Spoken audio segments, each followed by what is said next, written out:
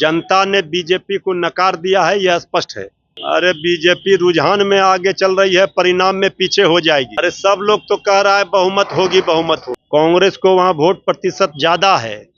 नमस्कार, मैं हूं चंद्रशेखर और आप देख रहे हैं आगाज फर्स्ट न्यूज। देखिए, जिस प्रकार से हरियाणा विधानसभा चुनाव की बात कर ली जाए तो रुझानों में अभी बीजेपी आगे चल रही है, लेकिन कल तक जिस प्रकार से कांग्रेस जो है एग्जिट पोल में आगे चल रही थी और जैसे रुझान निकलने शुरू हुए वैसे वैसे जो है भाजपा को बढ़त मिल रही है। इस मुद्दे पे बात करने के लिए हमारे साथ राजद के प्रदेश प्रवक्ता मृत्युंजय तिवारी हैं।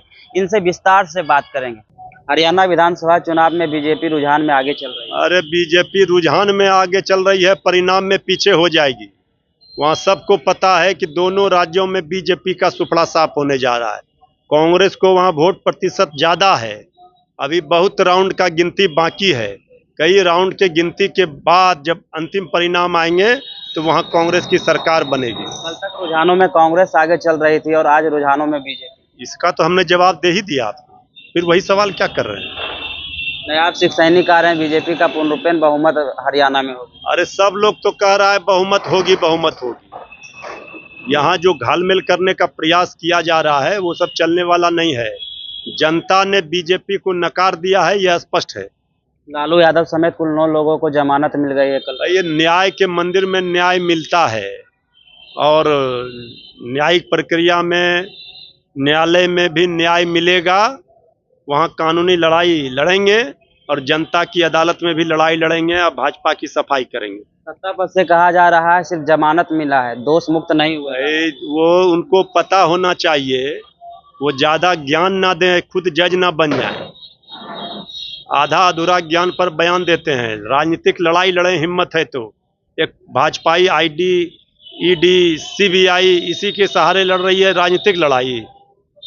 तो आपने हरियाणा चुनाव को लेकर मृत्युंजय तिवारी को सुना, किस प्रकार से कहते हुए नजर आ रहे हैं कि जिस प्रकार से कल तक रुझानों में इंडिया अलायंस आगे चल रही थी और आज जैसे जैसे रुझान निकलना शुरू हो गए तो जिस प्रकार से भाजपा आगे चल रही है और जैसे जैसे रुझान निकलेंगे वैसे वैसे भाजपा जो है दोनों प्रदेश में सुपड़ा साफ हो जाएगी। और जिस प्रकार से लालू परिवार समेत कुल 9 लोगों को जमानत मिली, उस पर भी हम जब इनसे सवाल किए तो उस पर भी कहते हुए नजर आ रहे हैं कि न्यायालय पे हमें भरोसा है और न्यायालय जो है न्याय जरूर देगी। और जिस प्रकार से लालू परिवार को फंसाने की कोशिश कर रही है और ईडी और सीबीआई का गलत तरीके से उपयोग करके जिस प्रकार से हम लोगों को फंसाने का काम कर रही है, कहीं ना कहीं दिख रहा है।